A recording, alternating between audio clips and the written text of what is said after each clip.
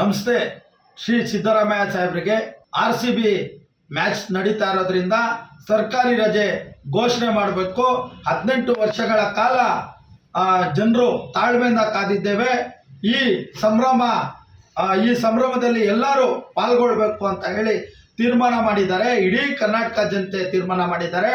ಅದರಿಂದ ಸರ್ಕಾರಿ ರಜೆ ಘೋಷಣೆ ಮಾಡಿದ್ರೆ ಇದು ಗುಜರಾತ್ನಲ್ಲಿ ಶ್ರೀ ನರೇಂದ್ರ ಮೋದಿ ಸ್ಟೇಡಿಯಂ ಅಲ್ಲಿ ಈ ಮ್ಯಾಚ್ ನಡೀತಾ ಇರೋದ್ರಿಂದ ಇಲ್ಲಿಂದ ಅಲ್ಲಿ ಹೋಗಿ ಮ್ಯಾಚ್ ನೋಡಲಿಕ್ಕೆ ಮತ್ತೆ ನಮ್ಮ ಆಟಗಾರರಿಗೆ ಪ್ರೋತ್ಸಾಹ ಮಾಡಲಿಕ್ಕೆ ಅವ್ರಿಗೆ ಅಭಿನಂದನೆಗಳನ್ನ ಸಲ್ಲಿಸಲಿಕ್ಕೆ ಧೈರ್ಯ ತುಂಬಲಿಕ್ಕೆ ರಜೆ ಘೋಷಣೆಯ ಅವಶ್ಯಕತೆ ಇದೆ.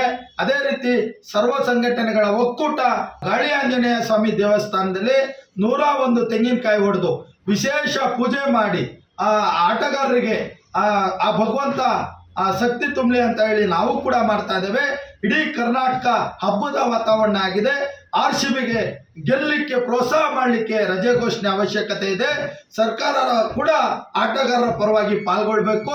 ಎಲ್ಲರೂ ಕೂಡ ಸಂಭ್ರಮಾಚರಣೆ ಮಾಡಲಿಕ್ಕೆ ಅವಕಾಶ ಕಲ್ಪಿಸಿಕೊಡ್ಬೇಕು ಅಂತ ಹೇಳಿ ನಾವು ಆಗ್ರಹ ಮಾಡ್ತಾ ಇದ್ದೇವೆ.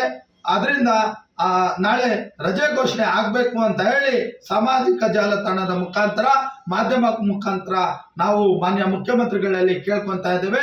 ಜೈ RCB, ಜೈ ಕನ್ನಡ, ಜೈ ಕರ್ನಾಟಕ, ಎಂದೆಂದು RCB.